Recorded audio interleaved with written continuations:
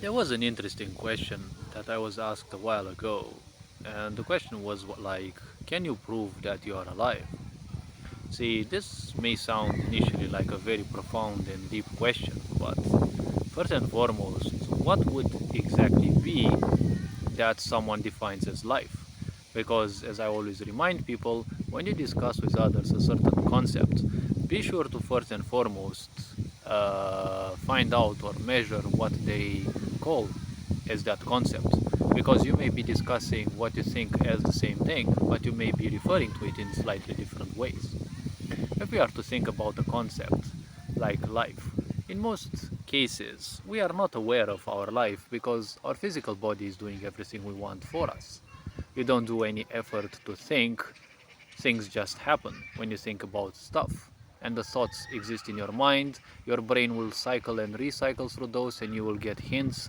And sometimes ideas pop into your mind exactly when you need them, sometimes they don't. You're not ever aware of how much effort your physical body does each and every day, right? What you call as your life is, well, definable only through the intensity of your emotions, because as many a wise voice said, if you are on your deathbed, the only thing you will remember in your life is the power of your emotions, because many things happen in each and every one of our lives, but if there is no powerful emotion attached to it, most likely we will easily forget it in a while. The traumatic experiences or things you have enjoyed a lot, things when you were truly thrilled, like, situations that you went through for the first time and you truly enjoyed them, or, well, truly terrified you, these are things that you will remember. Yes, in many cases, not each and every moment of your life. So you can define first and foremost your life as the intensity of the emotions you have lived through various events of your existence. But the question, whether you can define that you are alive or not, see, this sounds a bit idiotic, but from a scientific standpoint, maybe it has a point.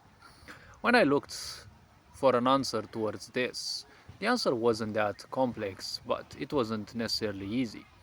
See, first and foremost, when we look at humans, if they are ignorant by functional level, right? Ignorant people are kind of dead in a way. When you look around you, a lot of the people definitely feel dead. There's little to no emotion in them.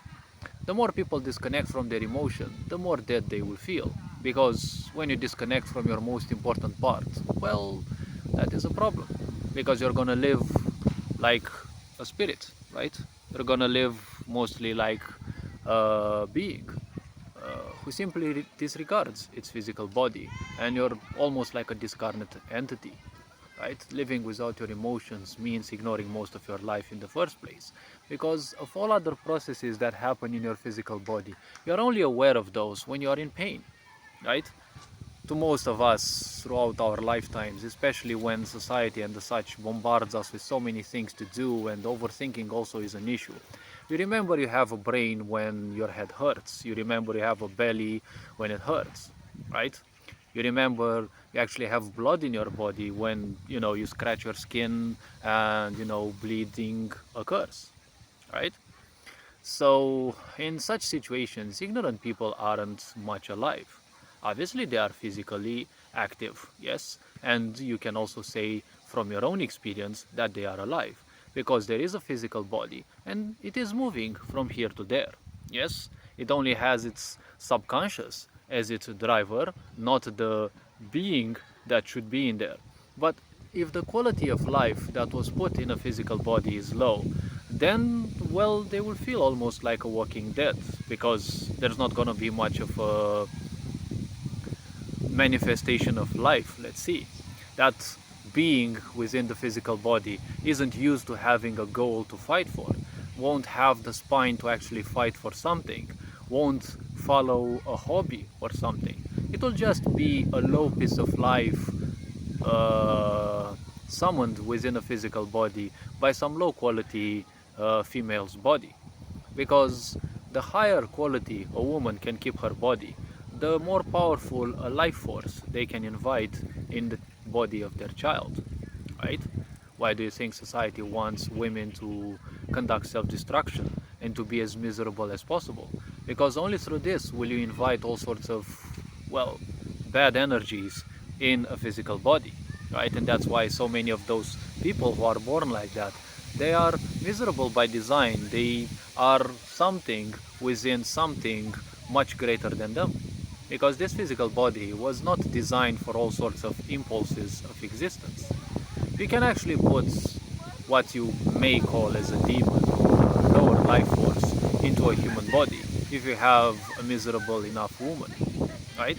And or a miserable man, because, well, their seed may matter more or less, but the more important is the quality of the woman's body, because that is the portal that will invite a certain piece of life, right? Exceptions may also occur. So when we look at life like this, ignorant people, they don't live life, they don't have goals, they don't have anything. They're just like, an under-leveled being in an armor suit that they should have had way more levels than they currently have. Let's put it like this, more or less. It's a bit more complicated than just that, but, well, things are the way they are.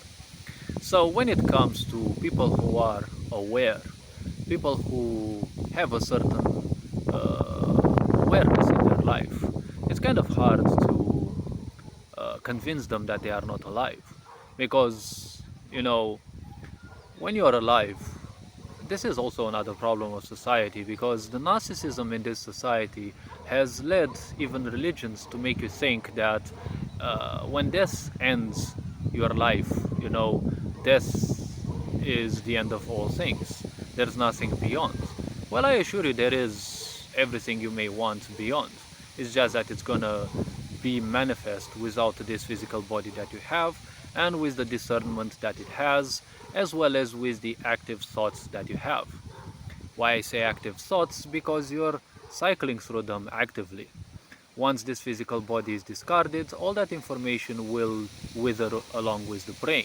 But a part of those thoughts will also remain in your karmic field, and, well, depending on the power of those thoughts, especially your convictions and things like that, you will take them in other lifetimes, and most likely they will hinder or inhibit or maybe bolster your intuition in future lifetimes. Well, in the current lifetime, you will not know in which necessarily of a future lifetime, but if you have a certain mastery over life and its energies, well, that can be also decided.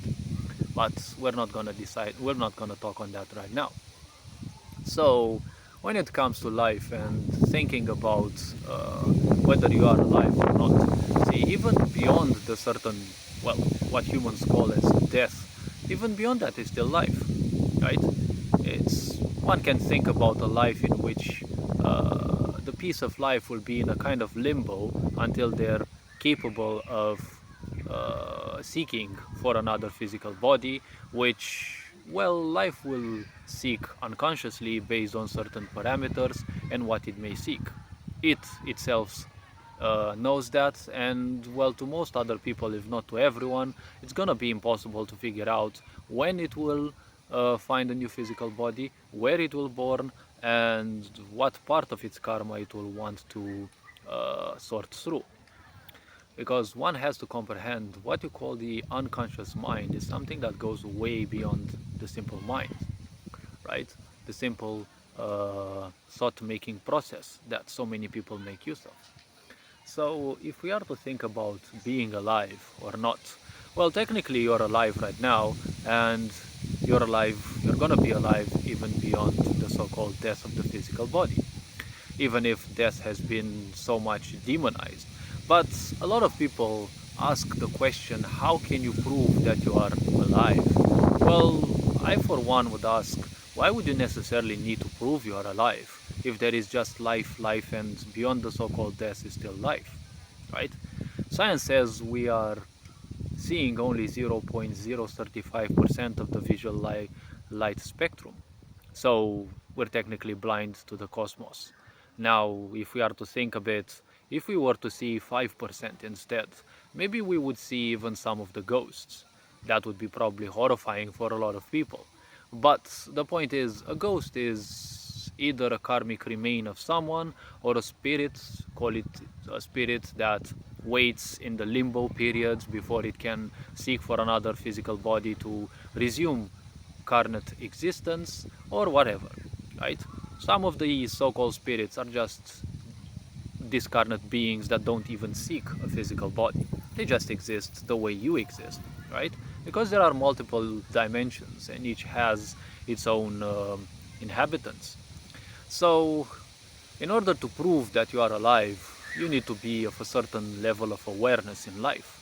Right now, if you sit where you are and you breathe consciously at least once, can you say that you are not alive? I mean, as other wise voices also says, there is only life in this cosmos, only narcissism and the mind will present the idea of death as something bad because the mind cannot comprehend beyond its limits. So everything beyond that, especially if coupled with some sorts of madness, will be demonized, right? Because death will be demonized. Anything that will snatch something from you will be demonized, right? And since narcissism is all about looking at yourself as a grandiose deity, well, death is always gonna be regarded as that unfortunate and also um, well unpleasant misery that will pull everything from them, right? Because in the end, you don't take anything but your karma with you beyond the physical body, right? Beyond the grave, as you know, societies and sayings may say.